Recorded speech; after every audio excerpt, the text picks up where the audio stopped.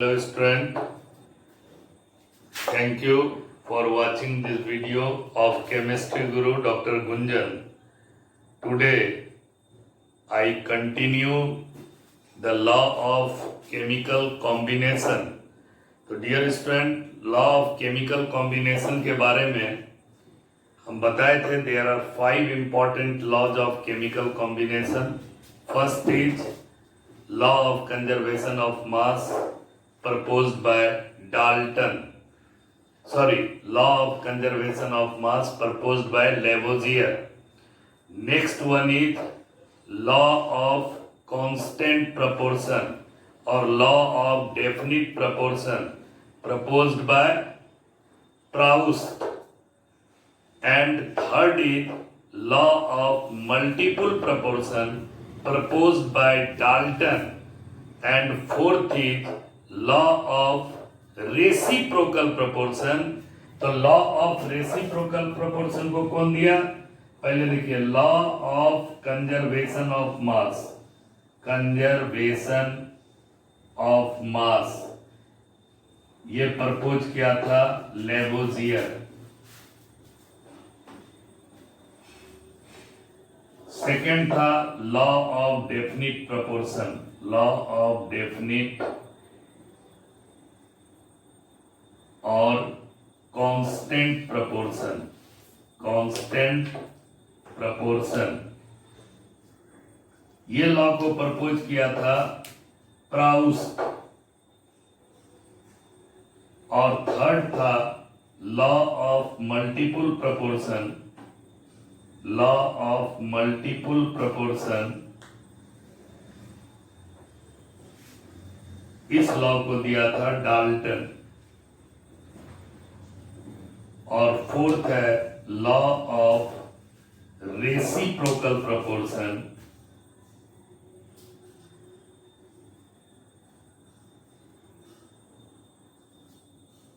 इस लॉ को दिया था रिक्टर. RICHTER. तो ये 4 लॉ के बारे में ऑलरेडी आपको डिस्कस कर दिए हैं इससे प्रीवियस वीडियो में. तो आज हम आपका last law Gay Lussac's law of gaseous volume. इसका नाम ही है साइंटिस्ट के नाम पे. इसको आप लोग सिंपली कर सकते हैं लॉ ऑफ गैसियस वॉल्यूम. ठीक है.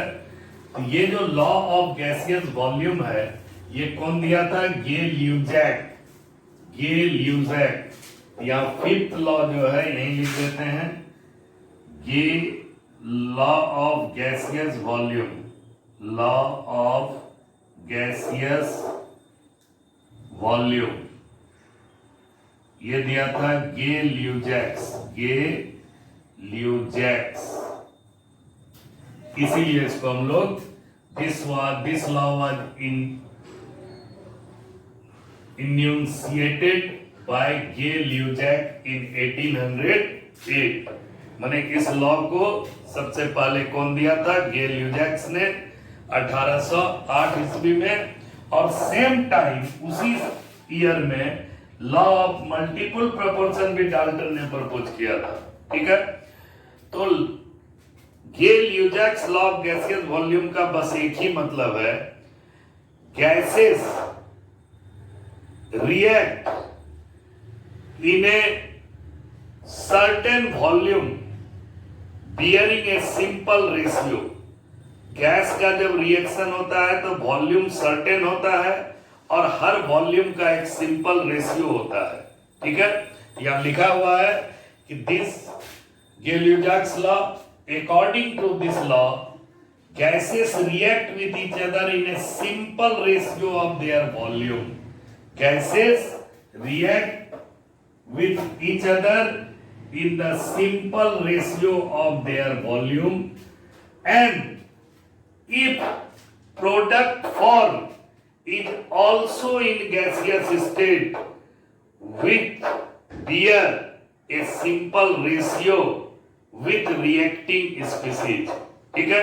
अगर कहता है कि कोई गैसेस रिएक्ट करता है तो वह वॉल्यूम के सिंपल रेशियो में रिएक्ट करता है और रिएक्शन के बाद अगर कोई प्रोडक्ट बनता है प्रोडक्ट भी अगर गैस बन गया तो उस प्रोडक्ट का वॉल्यूम रेशियो भी रिएक्टेंट के वॉल्यूम रेशियो के साथ ही लिया जाता है। इसी का नाम क्या है?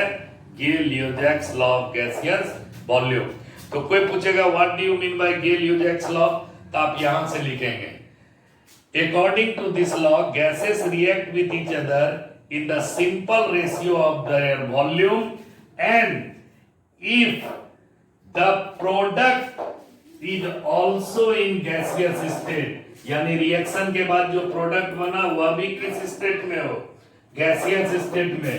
the volume of the product also bear a simple ratio with the volume of gaseous reactant when all volumes are measured under similar condition of temperature and pressure। means गे-लियोज़ैक्स ने टेम्परेचर और प्रेशर को constant करते हुए एक law propose किया, और law related था gaseous volume से। कर रहा है कि gases always react in a simple ratio of their volume, and after the reaction if product is formed and that product is also in gaseous state, their volume ratio is with the volume ratio of reacting molecule। ठीक है, तो जैसे एक example से देते हैं H2 plus Cl2, ये combine कर दिया। H2 भी गैस है, Cl2 भी गैस है, और इसके मिलने से जो प्रोडक्ट बना वो 2HCl भी क्या है? गैस है। यहाँ पे 1 मोल है, 1 मोल का मतलब 1 वॉल्यूम, 1 मॉलिक्यूल का मतलब 1 वॉल्यूम। यहाँ भी कितना वॉल्यूम? 1 वॉल्यूम। इसके पीछे कुछ नहीं लिखते हैं, A लिखे, तो A के पीछे नहीं कुछ तो 1 है। उसी तरह से H2 है, तो H2 के पहले क्या है? 1 है। फिर Cl2 है, इसके पहले 1 है, तो H2 का 1 वॉल्यूम, Cl2 का 1 वॉल्यूम, और ये दोनों मिल करके ये 2HCl, ये भी गैस है, प्रोडक्ट भी क्या है? गैस है। इसका कितना वॉल्यूम? 2 वॉल्यूम। अब इस तीनों का वॉल्यूम रेशियो एक सिंपल रेशियो आएगा 1:1:2। ये हो गया आपका Gay Lussac's law of gaseous volume. Similarly ये एग्जांपल नंबर 1 हुआ। Example 2, H2 plus O2 gives H2O, और ये H2O भी गैस है, O2 भी गैस है, H2 भी गैस है। H2O gas means it exist in the form of steam, यानी गैसियस फॉर्म में ही वह एग्जिस्ट हो रहा है। तो अब इसको बैलेंस करेंगे, यहाँ पे 2H2 लगाना होगा। अब इसका कितना वॉल्यूम हो गया? 2 वॉल्यूम। इसका कितना वॉल्यूम हो गया? 1 वॉल्यूम। और इसका कितना वॉल्यूम हो गया? 2H2O बनेगा, तो 2 वॉल्यूम। तो what is the ratio of volume of reactant and product? 2:1:2। तो इसका वॉल्यूम रेशियो हो जाएगा 2:1:2। ठीक है, अब आपको शायद समझ में आ गया होगा कि according to this law gases react with each other in the simple ratio of their volume, simple ratio of 1 or 2, 2 1 1 1, simple ratio of their volume, and if the product is also in gaseous state, product जो बना हुआ भी gaseous state में है, the volume of the product also bear a simple ratio, volume of the product also bear a simple ratio with the volume of gaseous reactant। तो अब ये product भी गैस हो गया। अब इस प्रोडक्ट और रिएक्टेंट का जो वॉल्यूम रेशियो होगा 1:1:2। ये हुआ था at constant temperature and pressure. ठीक है, तो ये हो गया गे-लियोज़ैक्स लॉ ऑफ गैसियस वॉल्यूम। एक एग्जांपल और दे देते हैं। Third, N2 plus 3H2, N2 भी गैस है, 3H2 भी गैस है, और ये बना रहा है 2NH3 गैस। ठीक है, तो अब आप समझ गए इसका कितना वॉल्यूम? 1 वॉल्यूम।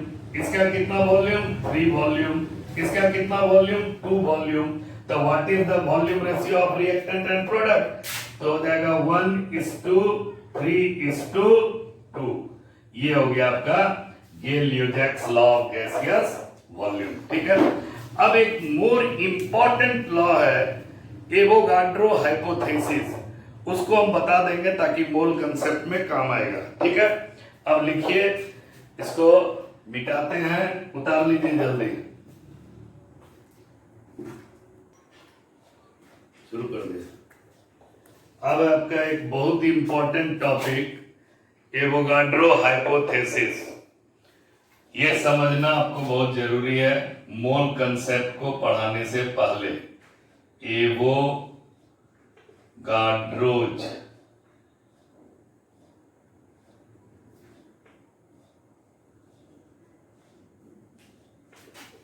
हाइपोथेसिस,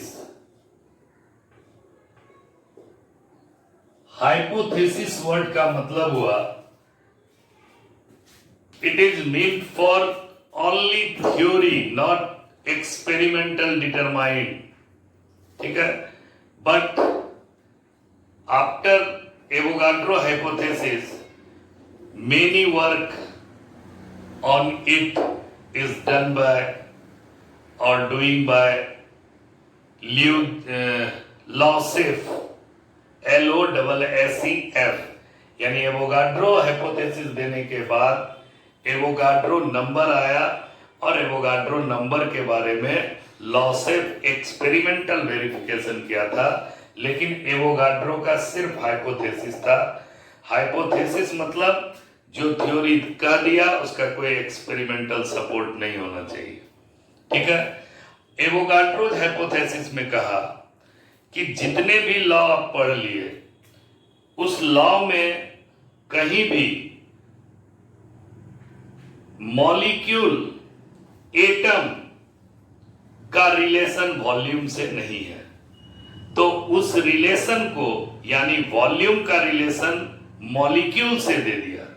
ठीक है, तो ये कहा था कि at constant temperature and pressure, at constant, समझते जाइएगा, constant temperature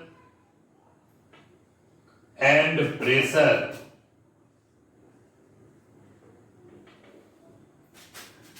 equal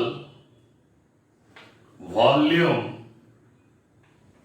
of all gases contain equal number of molecule, equal number of molecule। ये बहुत ही इंपॉर्टेंट लॉ है। ठीक है, तो एवोगाड्रो हाइपोथेसिस का मेन बात क्या हो गया, at constant temperature and pressure, यानी P और T कांस्टेंट रह गया, तो कहा कि at constant temperature and pressure equal volume of all gases contain equal number of molecule, that is V is directly proportional to N when P and T be constant। यही law को हम लोग Avogadro law कहते हैं कि volume is directly proportional two molecule and represent the molecule of gases, molecule of gases. तो जितना volume होगा उतना मॉलिक्यूल होगा, कब, जब प्रेशर और टेम्परेचर को कांस्टेंट करेंगे तब। अब देखिए एग्जांपल, इसका सबसे बड़ा एप्लीकेशन था formation of hydrogen chloride, hydrogen iodide में। तो सबसे पहले देखिए H2 gas plus Cl2 gas gives 2HCl gas. अब यहां पे आप देखिए गेल-ल्यूजैक्स लॉ ऑफ गैसियस वॉल्यूम पढ़ चुके, ये कितना वॉल्यूम है, 1 वॉल्यूम, ये भी कितना वॉल्यूम है, 1 वॉल्यूम, और ये कितना वॉल्यूम है, 2 volume. Equal volume contain equal molecule, तो एक वॉल्यूम में मॉलिक्यूल भी n होगा, एक वॉल्यूम में मॉलिक्यूल भी n होगा, 2 वॉल्यूम में मॉलिक्यूल 2n हो जाएगा। तो वॉल्यूम बढ़ा तो नंबर ऑफ मॉलिक्यूल भी बढ़ गया। यही बात कर रहा है Avogadro. At constant temperature and pressure equal volume of all gases contain equal number of molecule. In short में आप इसको देख के याद कर सकते हैं, V is directly proportional to N. V is the volume and N is the molecule when pressure and temperature be constant. तो N is equal to molecule of gases. इसका सबसे बेस्ट एग्जांपल एप्लीकेशन में आया था, hydrogen और chlorine मिलकर के HCl बनाया। ठीक है, अब इसी को देखिए, अगर यहां हम हाफ H2 कर दिए और यहां भी हाफ Cl2 कर दिए और इधर बन गया HCl गैस, तो अब वॉल्यूम यहां पे 1 भी था, अब इसको आधा कर दिए तो वॉल्यूम क्या हो गया, V/2। यहां भी वॉल्यूम क्या हो गया, V/2, और यहां पे वॉल्यूम हो गया 1V, क्योंकि ये 1 मोल है इसलिए V हो गया। समझ में आया? तब मॉलिक्यूल भी इसमें कितना हो जाएगा, N/2, यहां भी हो जाएगा N/2 और यहां हो जाएगा N मॉलिक्यूल। ये था एवोगाड्रो हाइपोथेसिस। अब इसके बाद इसमें बहुत ही इंपॉर्टेंट इसका एप्लीकेशन है, तो एप्लीकेशन को जल्दी देख लेते हैं हम लोग। एप्लीकेशन ऑफ एवोगाड्रो लॉ, ये बहुत इंपॉर्टेंट चीज है। Application of Avogadro laws, Avogadro law. ठीक है, इसका सबसे पहला एप्लीकेशन है to find atomicity of gases, atomicity of gas. ठीक है, for example H2, what is the number of hydrogen atom in H2? 2. H plus H gives H2, तो कितना नंबर हो गया हाइड्रोजन का, 2। तो number of atom in a molecule is called atomicity, number of atom in a molecule is called atomicity. तो hydrogen का atomicity कितना हो गया, 2। हाइड्रोजन का एटॉमिसिटी 2। ठीक है, अब उसी तरह से oxygen, there are 2 atoms of oxygen in a molecule, so atomicity is also 2। ये एटॉमिसिटी है। फिर उसी तरह O3, ओजोन, ओजोन का atomicity 3, very good. P4 atomicity 4। ठीक है, CO2 एटॉमिसिटी 2 और 1 3। तो ये हो गया आपका atomicity of gases. H2SO4, what is the atomicity of H2SO4? 4 + 1 + 2 7। 4 + 1 4 atom of oxygen, 1 atom of sulfur and 2 atom of hydrogen, therefore atomicity is कितना, 2। ठीक है, नेक्स्ट एप्लीकेशन है इसका, नेक्स्ट एप्लीकेशन है, इसको मिटाएंगे उतार। अब जो है हम बता दिए कि एप्लीकेशन ऑफ एवोगाड्रो लॉ क्या है, Avogadro's hypothesis to find the atomicity. तो बेसिकली हम आपको CO2 का भी लिखा दिए, H2SO4 का भी लिखा दिए, लेकिन ये बात आप याद रखिएगा कि Avogadro hypothesis is used in case of elementary molecule, that molecule which is made up of same kind of atom, not the different kind of atom, उसी के लिए एवोगाड्रो लॉ अपना हाइपोथेसिस में एटॉमिसिटी को बताए थे। तो पहला इसका एप्लीकेशन था to find the atomicity of gases. ठीक है, तो कैसा गैस, एलिमेंट्री गैस। कैसा गैस, एलिमेंट्री गैस। तो एलिमेंट्री गैस किसको कहते हैं, elementary gas, gases made up of same kind of atom, same kind of atom। इसीलिए शुरू वाले वीडियो में हम बताए थे O2 is considered as element not molecule, ये बात याद रखिएगा। N2 is considered as element not molecule, but when we take two different atoms, carbon and oxygen, then it is not said to be element, it is a compound। ये हम first video में दे दिए हैं। तो elementary gas के लिए, elementary molecule के लिए एटॉमिसिटी निकालने का तरीका दिया था कौन? एवोगाड्रो। और हम बता दिए आपको एक्स्ट्रा एग्जांपल से कि अगर कोई पूछेगा what is the atomicity of CO2, तो 2 + 1 3, ये समझाने के लिए, ठीक है? ओके। अब नेक्स्ट है टू डिराइव, ये बहुत ही इंपॉर्टेंट चीज है मोल कंसेप्ट के लिए। To derive the relationship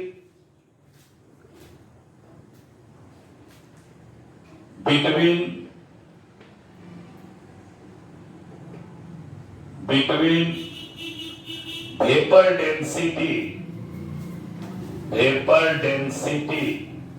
and molecular mass, ये बहुत इंपॉर्टेंट रिलेशन है। तो आपको सिर्फ जानना यही है कि vapour density is equal to molecular mass by 2 होता है, और molecular mass is equal to 2 into vapour density. Automatically meat खाने से दुगुना एनर्जी मिलेगा दाल के बराबर, दाल से। तो ये हो गया क्या? मीट खाना, और ये हो गया दाल खाना। तो मीट का एनर्जी दाल का दुगुना होता है, ठीक है? तो molecular weight is equal to 2 into cross multiplication कर दिए 2 इंटू वेपर डेंसिटी, ठीक है? अब ये रिलेशन आया कैसे? तो वेपर डेंसिटी का जो डिफिनेशन है वह है density of gas bye density of hydrogen, density of hydrogen gas. ये डिफिनेशन हो गया आपको किसका? वेपर डेंसिटी का, ठीक है? अब कहता है कि डेंसिटी को मास में बदलेंगे। Density is equal to mass by volume, density directly related to mass. तो अब वेपर डेंसिटी बराबर हम लिख सकते हैं mass of certain volume of gas, mass of certain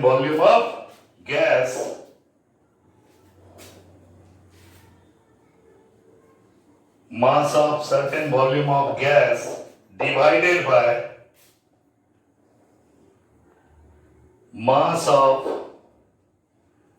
same volume of hydrogen gas, ठीक है? तो वेपर डेंसिटी का डिफिनेशन हुआ density of gas divided by density of hydrogen gas. Vapour density का ही मतलब हुआ mass of certain volume of gas divided by mass of same volume of hydrogen gas. अब वेपर डेंसिटी बराबर हम और क्या लिख सकते हैं? Equal to equal volume contain equal number of molecule according to Avogadro's hypothesis.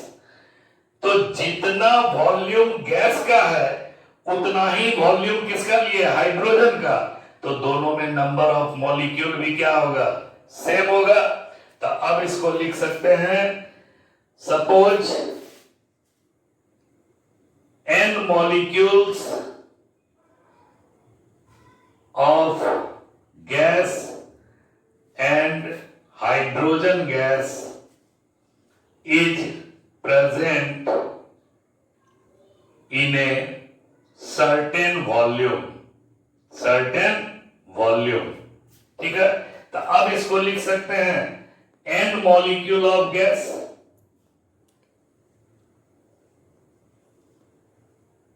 in a certain volume divided by n molecule of hydrogen gas in same volume. अब हम वॉल्यूम को 1 लीटर मान लें तो मॉलिक्यूल में कितना आ जाएगा? 1 molecule according to Avogadro hypothesis. तो 1 molecule of a gas divided by 1 molecule of hydrogen gas. ठीक है, तो अब हम लोग क्या लिख सकते हैं? इसको और करके क्या लिखेंगे?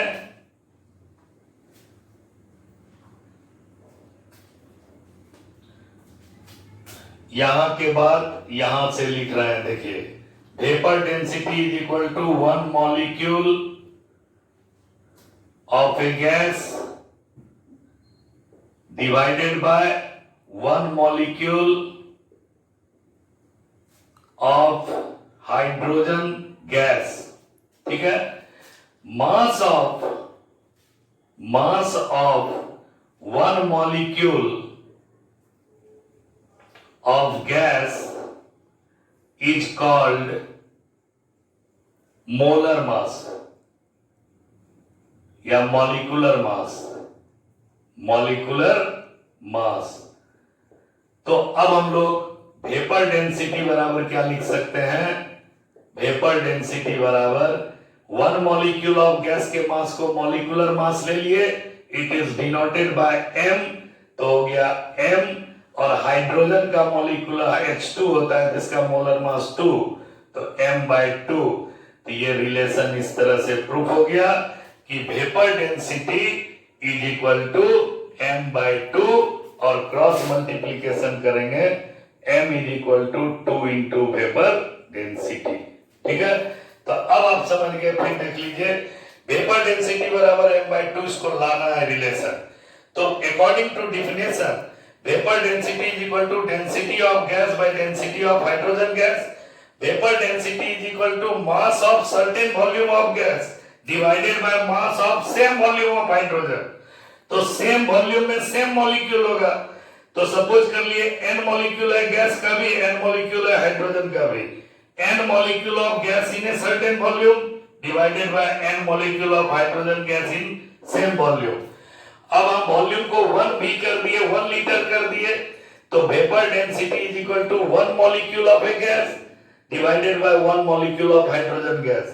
मास of 1 molecule of gas is called molecular mass and it is denoted by m। तो mass of 1 molecule of gas की जगह m बैठा दिए, और हाइड्रोजन का मॉलिकुलर मास 2 होता है, तो vapour density is equal to m/2, और m is equal to 2 into Vd। ये सेकेंड एप्लीकेशन हुआ। अब नेक्स्ट वीडियो में एप्लीकेशन नंबर 3 देंगे।